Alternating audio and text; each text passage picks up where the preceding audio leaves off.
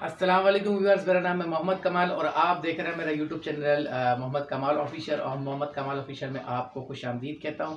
اچھا ویورز، آج کا جو ٹاپک ہے فکر و آخرت کے حوالے سے، اور پھر آگے چل کے ہم جو ہے حاجی محمد حبیب اتاری کو سنیں گے۔ چلتے ہیں ڈاکٹر حاجی حبیب اتاری کی طرف اور سنتے ہیں وہ کیا کہہ رہے ہیں۔ چلتے ہیں ویڈیو کی طرف۔ ہائے ہائے ہائے، درود پاک کثرت سے پڑھنا۔ جہاں بہت ساری فضیلتیں ہیں نا، وہاں جو جاں کنی کی تکلیف ہے، جو سکرات کی تکلیف ہے، جو تکلیف ہے نا موت کی، بعض لوگوں کو شاید یہ اندازہ نہیں کہ فلاں اچانک دنیا سے چلا گیا، ابھی تو بیٹھا تھا آنکھیں بند ہو گئی۔ ہمیں نہیں پتا کہ موت کی تکلیف کیا ہے۔ روایتوں میں یہ مضبوط ملتا ہے کہ موت اس سے زیادہ سخت ہے کہ بندے پر اس کو کینچیوں سے کاٹا جائے۔ موت کا جو درد ہے، وہ جو سختی ہے، وہ اس سے زیادہ سخت ہے کہ اسے ہانڈیوں میں ابالا جائے۔ موت کی سختی بڑی خطرناک ہے۔ نصیب والے ہوتے ہیں کہ جن کی موت آسانی سے آ جائے، روح جو ہے وہ آسانی سے قبض کر لی جائے۔ نزا کا جو وقت ہے نا، سکرات کا جو عالم ہے، ہم اللہ سے دعا کرتے ہیں محبوب پاک علیہ الصلوۃ والسلام کے جلووں میں عافیت والی ہمیں موت نصیب فرمائے۔ ایسی تھوڑی شعراء نے اپنے کلام میں التجائیں کی ہیں۔ وہ کیا خوبصورت شعر ہے، اے سبز گنبد والے منظور دعا کرنا، جب نزع کا وقت آئے دیدار عطا کرنا، اتنا تو کرم کرنا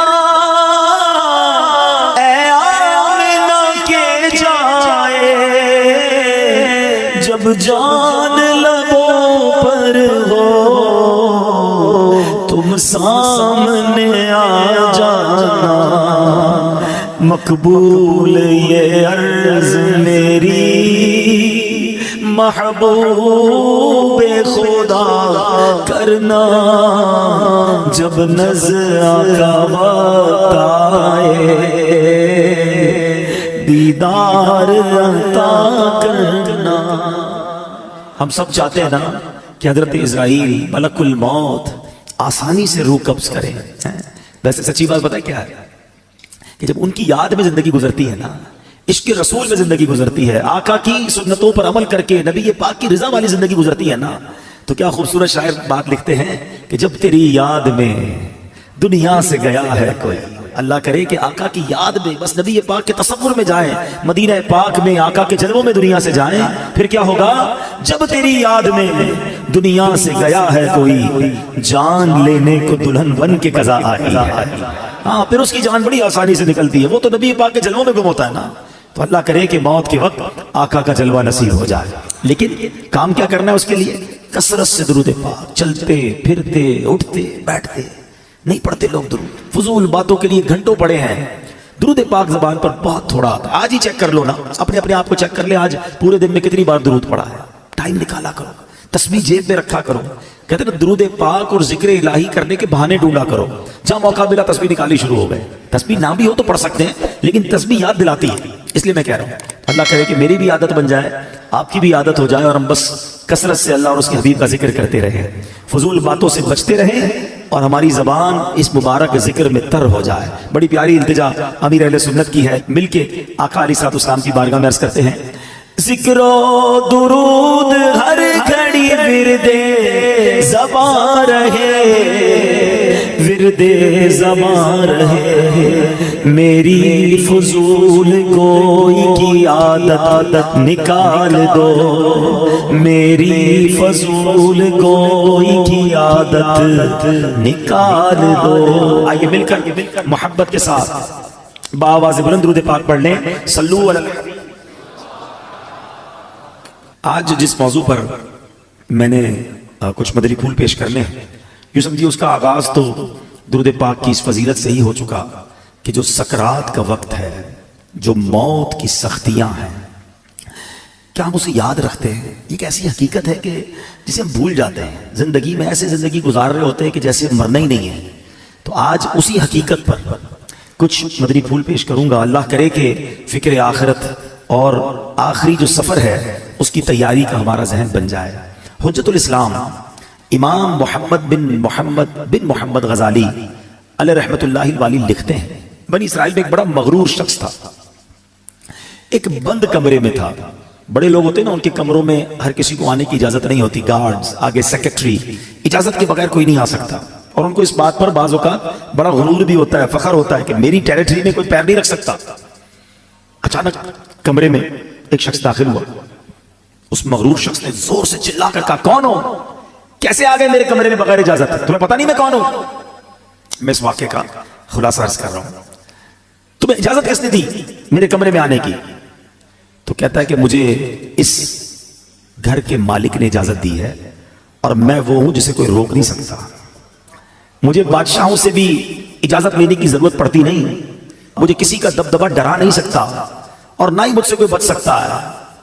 اور جب یہ باتیں سنی نا اس مغرور شخص نے، جس کا سٹائل ہی الگ ہوتا تھا، جو بڑے چلا چلا کر بڑے غصے میں لوگوں سے باتیں کرتا تھا، اب اس کا جو غصہ ہے وہ نیچے آ گیا. اب ہے کون یہ تو بتائیں، کہیں آپ ملک الموت تو نہیں؟ اللہ اکبر. اب حضرت ملک الموت نے کہا، ہاں میں ملک الموت ہوں، مجھے کوئی دروازہ نہیں روک سکتا، مجھے کوئی گارڈ، مجھے کوئی کر و فر کہیں بھی جانے سے نہیں روک سکتا. اب وہ کہتا ہے کہ حضور تھوڑی سی مہلت مل سکتی ہے، اگر آپ میری روح قبض کرنے آئے ہیں تو کچھ دن کچھ گھنٹے تو دیجئے نا، مجھے تو پتہ ہی نہیں ہے، مجھے کچھ توبہ کرنی ہے، کچھ نیکیاں کرنی ہے، کچھ نیک اعمال کرنے ہیں. اب ملک الموت نے فرمایا کہ تمہاری سانسیں پوری ہو چکی ہیں، اب تمہارا وقت اینڈ ہو چکا ہے. تو کہا اچھا پھر یہ تو بتائیں، اگر میری روح قبض کریں گے تو مجھے لے کر کہاں جائیں گے؟ تو ملک الموت نے فرمایا اس مقام پر جہاں تو نے اپنے اعمال بھیجے ہوئے ہیں، جس طرح کے اعمال کیے ادھر لے کے جاؤں گا. کہ حضور میں نے تو نیکیاں نہیں کی، کوئی اچھا گھر بھی تیار نہیں کیا ہے. ملک الموت نے فرمایا کہ پھر تمہیں بھڑکتی آگ کی طرف لے کر جائیں گے جو تیرا گوشت پوشت نوچ لے گی. یہ کہہ کر ملک الموت نے اس کی روح قبض کر لی. وہ مردہ ہو کر گر پڑا، گھر میں کوہرام مچ گیا، رونا دھونا مچ گیا. اس واقعے کے جو راوی ہیں حضرت یزید رکاشی رحمۃ اللہ تعالی فرماتے ہیں، اگر ان سوگواروں کو اس کے برے انجام کا پتہ چل جاتا تو اس سے زیادہ رونا دھونا مچاتے. اب میرے پیارے اسلام میں سوچئے، یہ ہمارے ساتھ بھی تو ہونا ہے نا. کبھی دفتر میں بیٹھے ہوں گے، کبھی گھر میں لیٹے ہوں گے، پتہ نہیں کبھی کہاں ہوں گے، اور اچانک ملک الموت آ جائیں گے اور ہماری روح قبض کر لی جائے گی. کوئی چانس نہیں ملے گا. جس کو مرنا ہو کیا وہ ایسے جیتا ہے جیسے ہم جی رہے ہیں؟ وہ شاعر لکھتے ہیں نا، جب اس بزم سے اٹھ گئے دوست اکثر اور اٹھتے چلے جا رہے ہیں برابر. ذرا غور تو کیجئے نا، آپ کے رشتہ داروں میں سے کتنے لوگ چلے گئے، آپ کے پڑوسیوں میں سے کتنے لوگ چلے گئے، ارے آپ کی عمر کے دوستوں میں سے کتنے لوگ چلے گئے. بلکہ میں تو ان لوگوں کو بھی جانتا ہوں کہ جن کی عمر مجھ سے کم تھی، وہ بھی دنیا سے چلے گئے. دھڑا دھڑ لوگ جا رہے ہیں. جب اس مذہب سے اٹھ گئے دوست اکثر اور اٹھتے چلے جا رہے ہیں برابر. یہ ہر وقت پیش نظر جب ہے منظر، یہاں پر تیرا دل بہلتا ہے کیوں کر، جگہ جی لگانے کی دنیا نہیں ہے، یہ عبرت کی جا ہے تماشا نہیں. ہم کیوں نہیں سوچتے کہ ہمیں مرنا ہے؟ ہم کیوں نہیں سوچتے کہ ہمیں دنیا سے جانا ہے اور ادھر جانا ہے، اور ادھر کی ہم تیاری نہیں کرتے؟ حضرت عبداللہ ابن مسعود رضی اللہ عنہ فرماتے ہیں، السعید من وعظ بغیرہ، یعنی سعادت مند وہ ہے جو دوسروں سے نصیحت حاصل کرے. ہمیں نصیحت حاصل کرنی چاہیے نا کہ یار فلاں کا انتقال ہو گیا، میری باری آنے والی ہے. کبھی جنازہ پڑھتے ہوئے، کبھی قبرستان میں مردے کو قبر میں اتارتے ہوئے، کبھی مسجد کا اعلان سنتے ہوئے کہ جناب فلاں کا رضا الہی سے انتقال ہو گیا. ہم کیوں نہیں سوچتے میرا نام بھی اسی اسپیکر سے اعلان ہوگا کہ ان کا بھی رضا الہی سے انتقال ہو گیا ہے. دوست احباب گھر والے کچھ دیر آنسو بہائیں گے، کچھ دیر یاد کریں گے، مگر پھر کہیں گے جلدی کرو، جنازے میں دیر نہیں کرنی چاہیے. پھر ہمارے گھر سے جنازہ اٹھے گا. وہ بھی نصیب والے ہوتے ہیں جن کا گھر سے جنازہ اٹھتا ہے. بعض اوقات تو ایسی جگہ موت آتی ہے کہ لوگوں کو کفن بھی نہیں ملتا، قبر بھی نہیں ملتی ہے. اللہ سے دعا کرتے ہیں کہ اللہ عافیت والی موت عطا فرما، کٹنے والی، پھٹنے والی، جلنے والی، ڈوبنے والی موت سے محفوظ فرما. عافیت والی ہو، کلمے والی ہو. اللہ قریب ہے نا، میرے رب سے تو مانگ سکتے ہیں نا. ہم اللہ سے مانگتے ہیں کہ مولا ہمیں زندگی بھی شان والی عطا فرما، موت بھی شان والی عطا فرما، ایمان والی عطا فرما، کلمے والی عطا فرما، عبرت والی موت نہ دینا مالک کہ مرنے کے بعد لوگ کہیں کہ دیکھو باتیں تو بڑی بڑی کرتا تھا، اس کی موت کیسی ہوئی ہے. اللہ ایسی موت سے ہم سب کو محفوظ فرمائے، برے خاتمے سے بچائے. خدایا برے خاتمے سے بچانا خدا یا برے خاتمے سے بچانا. پڑھوں کلمہ جب نکلے دم یا الہی, پڑھوں کلمہ جب نکلے دم یا الہی. آج کل تو لوگ قبرستان میں جا کے ہنسی مذاق کر رہے ہوتے ہیں, قبرستان میں جا کر موبائل فون پہ کاروبار چل رہا ہوتا ہے, ادھر میت دفنائی جا رہی ہے, ادھر آپس میں دوست کل کی پلاننگ کر رہے ہوتے ہیں.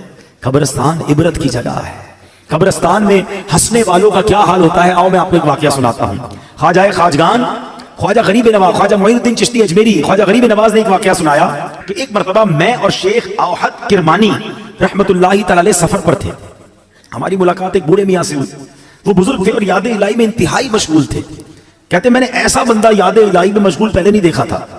میں نے ان سے سلام کیا, ہاتھ ملایا تو معلوم ہوا کہ ان کے ہاتھ پر تو گوشت ہی نہیں ہے, اتنا کمزور, اتنے دبلے پتلے تھے.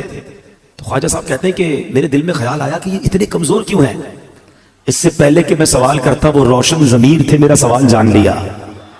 کہتے ہیں کہ میں ایک دن اپنے دوست کے ساتھ قبرستان گیا, تھوڑی دیر ہم قبر کے پاس بیٹھ گئے, آپس میں باتیں ہونے لگی جیسے دوستوں میں باتیں ہوتی ہیں. کہتے اتفاقاً ایسی بات ہوئی کہ مجھ سے کہہ کہا لگ گیا, زور سے ہنس پڑا. اسی وقت قبر سے آواز آئی, اے غافل جس کو ایسا مقام درپیش ہو اسے ہنسی سے کیا کام. کہتے جو ہی میں نے وہ آواز سنی میں اٹھ کھڑا ہوا, جو دوست میرے ساتھ تھا میں نے اسے الوداع کہا, مسجد میں آ گیا, بیٹھ گیا. مجھ پر ہیبت طاری ہو گئی, قبر سے آواز آئی تھی نا. کہتے میں قبرستان میں ہنسا, مجھ پر ایسی غفلت آ گئی کہ میں قبر کے پاس جا کر ہنسنے لگا. کہتے مجھے اتنی شرمندگی محسوس ہوئی. وہ دن ہے اور آج کا دن ہے, 40 سال ہو گئے میں نے شرم کے مارے آسمان کی طرف منہ نہیں کیا ہے. اور میں اس بات سے ڈر رہا ہوں کہ قیامت کے روز اللہ کی بارگاہ میں کیسے منہ دکھاؤں گا, کیا منہ لے کر جاؤں گا. اے میرے پیارے اسلامی بھائی, قبرستان عبرت کی جگہ ہے, مذاق مستی اور دنیاوی باتیں کرنے کی جگہ نہیں ہے. آپ کو پتا ہے کہ سیدنا عثمان غنی رضی اللہ تعالیٰ عشرہ مبشرہ میں سے ہیں, ذوالنورین ہیں, اور 2 بار نبی پاک سے جنت خریدی ہے. ایسی عظیم ہستی ہے. مگر جب آپ قبرستان جاتے تھے نا, آپ کی اتنا روتے تھے کہ آپ کی داڑھی آنسوں سے تر ہو جاتی تھی. لوگ کہتے ہیں اب اتنا کیوں روتے ہیں. آپ کے سامنے کبھی حشر کی بات بھی ہوتی ہے, جہنم کا ذکر بھی ہوتا ہے, اب اتنا نہیں روتے. قبر کی بات ہوتی ہے, آپ قبرستان جاتے رونا شروع کر دیتے ہیں. کتنی کمال کی بات کی آپ نے. آپ نے فرمایا قبر ہی پہلی منزل ہے. جو پہلی منزل میں کامیاب ہو گیا نا وہ آگے بھی کامیاب ہو گیا. جو ادھر ہی پکڑا گیا پھر آگے اور مشکل ہے نا. فرسٹ انٹری ٹیسٹ ہے, سمجھ لو. قبر میں جاتے ہی امتحان ہوگا نا, قبر میں جاتے ہی سوالات ہوں گے. اگر سوال کے جواب دے دیے, اچھا مزے کی بات دیکھیں, یہ اسٹوڈنٹ بھی بیٹھے ہوں گے, امتحانات بھی ہوتے رہتے ہیں, اسٹوڈنٹ کوشش کرتے ہیں کسی طرح پیپر آؤٹ ہو جائے, پتہ چل جائے امتحان میں کون سا پیپر آئے گا. اچھا جب پیپر آؤٹ نہیں ہوتا تو کیا کرتے ہیں, پچھلے 5 سالہ پیپر لے کے بیٹھے ہوتے ہیں, یار ان میں سے کوئی سوال آئے گا, ان کی تیاری کر لو. کمال دیکھو کہ یہ کیسا پیپر ہے کہ جس کے سوال پہلے سے آؤٹ ہیں, سوال بھی آؤٹ ہے, جواب بھی بتا دیے گئے کہ 3 سوال ہونے ہیں. قبر میں جانے کے بعد ہر بندے سے سوال ہوگا, من رب کا, تیرا رب کون ہے, ما دینوں کا, تیرا دین کیا ہے.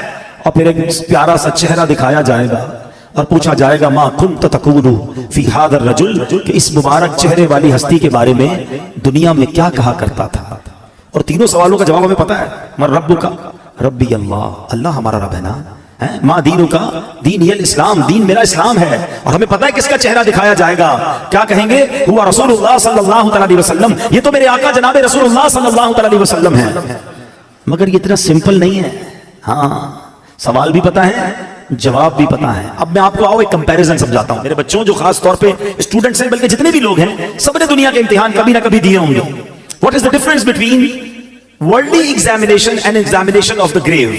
دنیا کے امتحان اور قبر کے امتحان کا میں فرق آپ کو سمجھاتا ہوں.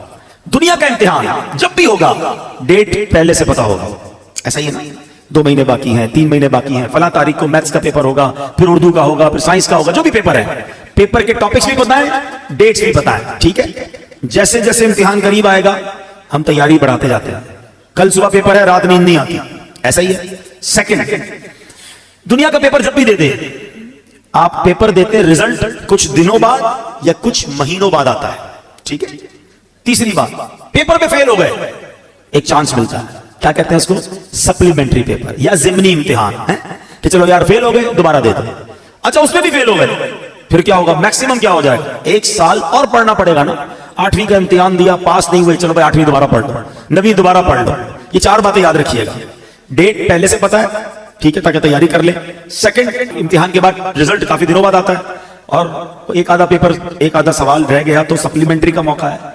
चौथा, अगर फेल ही हो गए तो फिर क्या होगा, आपको 1 साल पढ़ना पड़ेगा। एक 5वां भी मसला है जो आजकल ज्यादा है कि दुनिया के इम्तिहान में थोड़े पैसे देकर, थोड़ी रिश्वत देकर, माअल्लाह, ये चीटिंग करके भी लोग पास हो जाते हैं। ऐसा ही है, ये 5 बातें याद रखना। अब मुझे सच बताओ, इस इम्तिहान की टेंशन कितनी होती है? जिसको देखो, हर बच्चा इम्तिहान के दिनों में, हम भी जाते हैं ना बयान करने, मस्जिद के इमाम साहब के पास भी पर्ची आ रही होती है, बच्चों के इम्तिहान हो रहे, दुआ कर दे। हर बच्चा मिल रहा होता है, नौजवान मिल रहा होता है, पेपर दिए, दुआ कर दे। टेंशन ऐसा ही है ना। अब बताओ तुम्हें इस इम्तिहान की इतनी टेंशन है। अच्छा, जितने लोग बैठे ना, सारे पेपर देते भी नहीं। कोई कहे भाई मुझे टेंशन ही नहीं लेनी, मैंने पढ़ना ही नहीं है, मैंने कोई इम्तिहान ही नहीं देना, तो आप इम्तिहान से बच जाओगे। मैं जिस इम्तिहान की बात कर रहा हूं उससे बच कोई नहीं सकेगा। स्कूल गया या नहीं गया, कॉलेज गया या नहीं गया, मदरसे गया या नहीं गया, उसे ये इम्तिहान देना ही पड़ेगा, कंपलसरी है। दूसरी बात, डेट तो पता ही नहीं है, हो सकता है 10 साल बाद होना हो, और हो सकता है आज रात ही होना हो। ये भी तो हो सकता है ना कि मैं और आप में से कोई ऐसा भी यहां बैठा हो जिसने घर नहीं जाना उठकर, हो सकता है यही मौत आ जाए और आज रात उसकी कब्र में गुजरे और आज रात ही इम्तिहान देना पड़े। मुझे सच बताओ, जिस इम्तिहान की डेट तुम्हें 4 महीने पहले मिलती है, तुम ट्यूशन लेते हो, तुम गुजरात गेस्ट पेपर लेते हो, उसकी तैयारी में लग जाते हो। मैं जिस इम्तिहान की बात कर रहा हूं उसका तो पता ही नहीं कब हो जाए। तो अक्लमंद कौन है, तैयारी करके रखे हैं, हमेशा प्रिपेयर रहे कि जब इम्तिहानों में जवाब दे दूंगा। अब आओ दूसरी बात, दुनिया के इम्तिहान में पेपर देने के कई दिनों बाद रिजल्ट आता है, कब्र के इम्तिहान में फौरी रिजल्ट आएगा। इधर सही जवाब दिए, इधर जन्नत की खिड़की खोल दी जाएगी। पता है फरिश्ते क्या कहेंगे मरने वाले को, जो सही जवाब देगा ना, नम कंडऊ मतिल उरूस, सो जा के जैसे दुल्हन सोती है। उसे कब्र ऐसे दबाएगी, कब्र हर किसी को दबाएगी, याद रखिएगा। किसी को तो ऐसे दबाएगी जिससे रब नाराज हुआ, पसलियां एक दूसरे में पैवस्त हो जाएंगी, टूट जाएंगी पसलियां।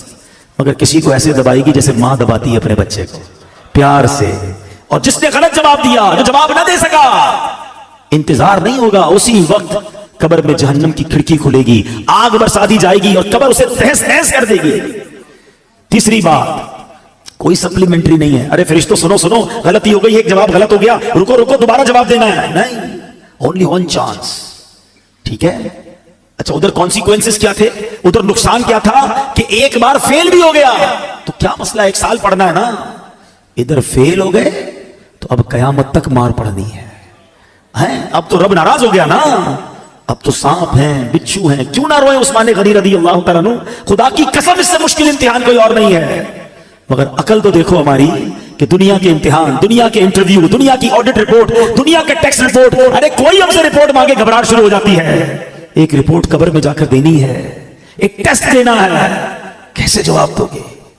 अब आता हूं एक और बात की तरफ। आप कहें आपने जवाब याद करा दिए, अब तो हम दे देंगे, नहीं, ये ऐसा नहीं है कि जिसको जवाब याद है वो जवाब दे देगा, फिर तो सबको याद है ना।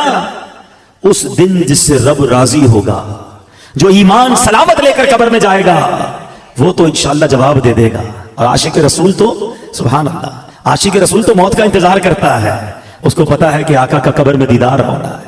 आला हज़रत फरमाते ना, जान दे दो वादाए दीदार पर। अरे जान दोगे तो दीदार होगा ना, जान दे दो वादाए दीदार पर, नक़द अपना दाम हो ही जाएगा। हाँ, आशिक रसूल को घबराहट नहीं होती, घबराहट उसे हो जिसकी कब्र में कीड़े पड़ने हैं।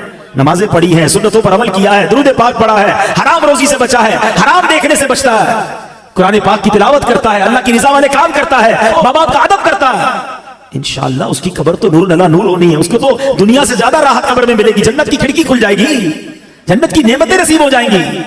आशिक रसूल की तो कहते ना, उसकी तर्जमानी शायर करते हैं कि वो तो जब आका कब्र में आएंगे ना, तो जब पूछेंगे फरिश्ते कि ये कौन है, तो क्या कहेंगे, मेरा दीनो ईमान, फरिश्ते जो पूछे तुम्हारी जानिब, इशारा करूं मैं तुम्हारी जानिब, इशारा करूं।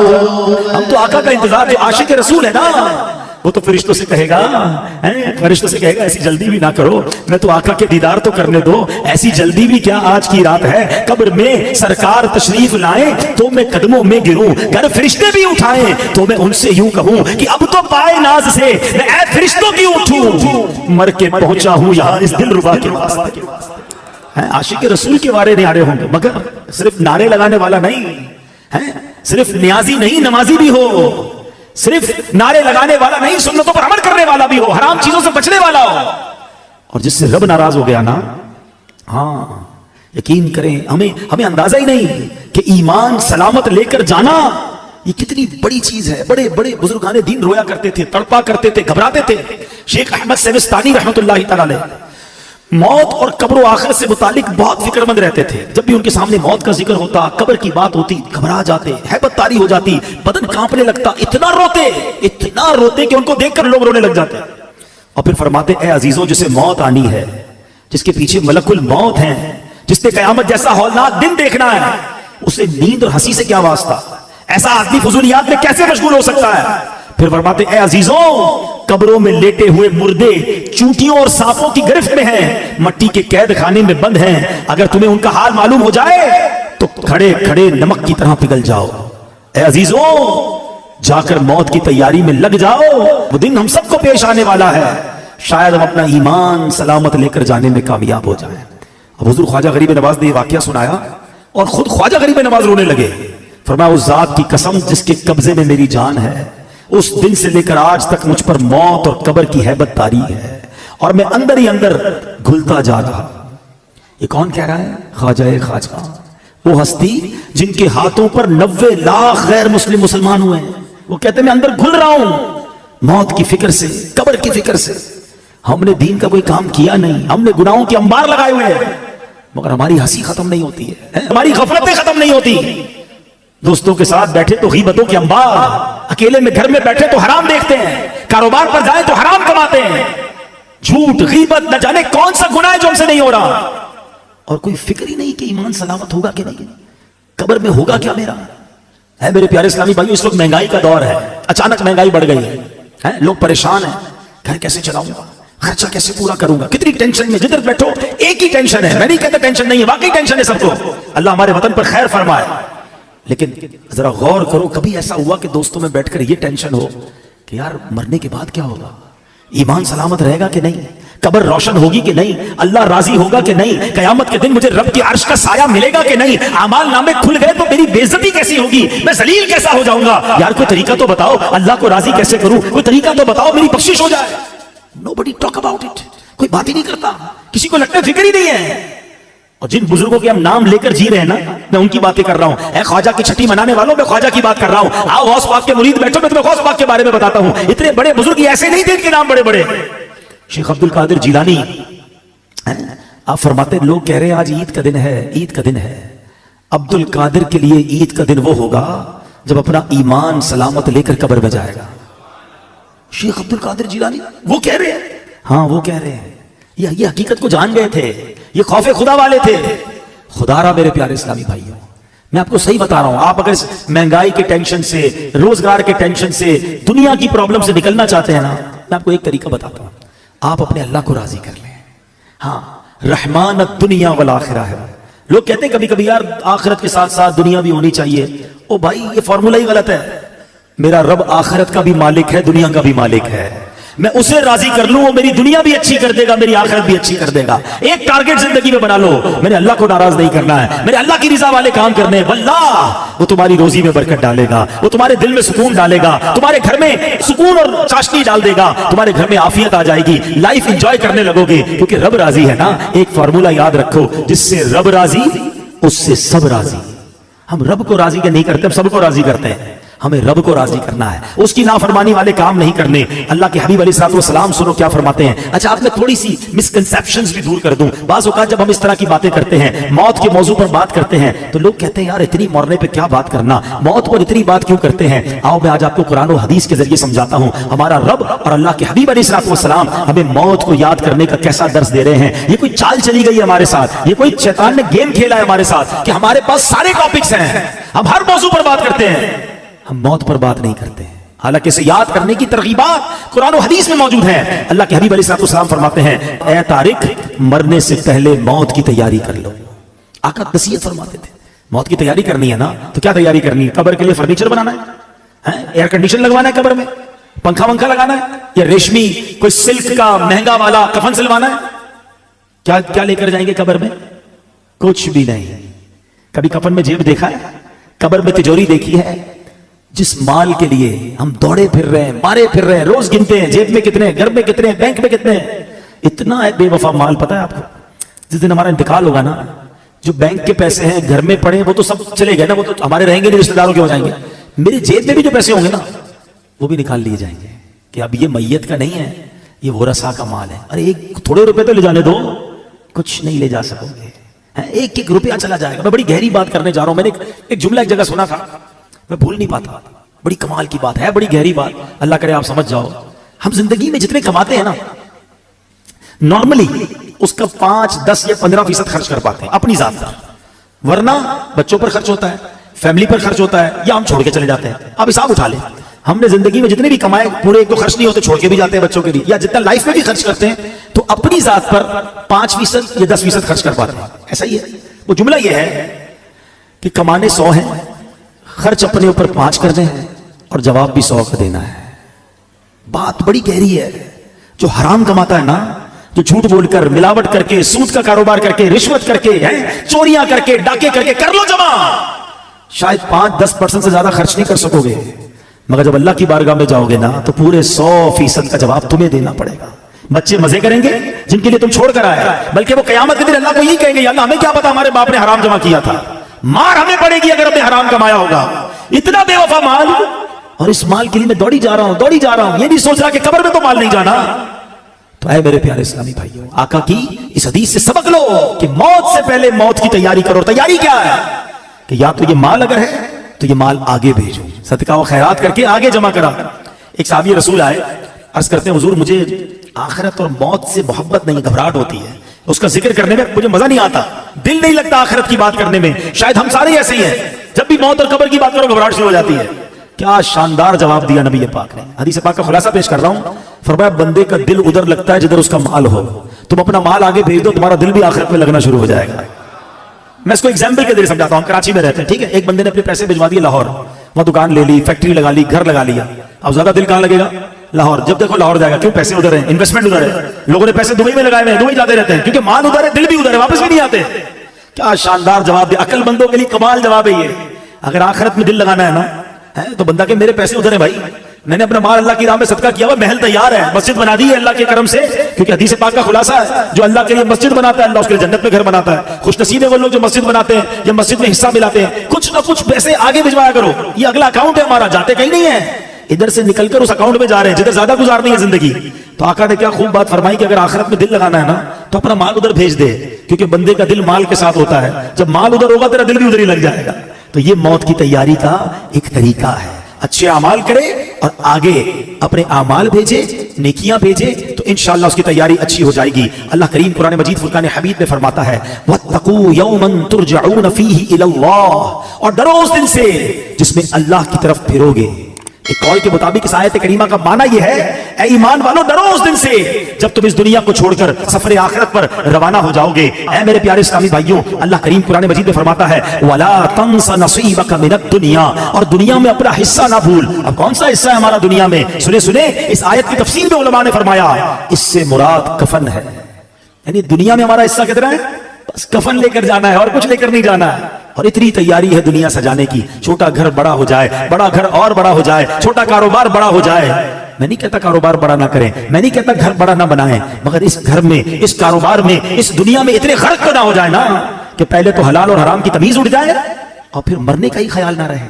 خدا دیکھو ایک بات یاد رکھیں, ہمارے ساتھ ایسا نہیں ہے کہ ہمیں کوئی ٹائم الگ الگ دیا گیا ہے کہ بھائی یہ ٹائم دنیا کے لیے تیاری کر لو اور یہ والے ٹائم آخرت کی تیاری کر لینا, پھر تو ٹھیک ہے.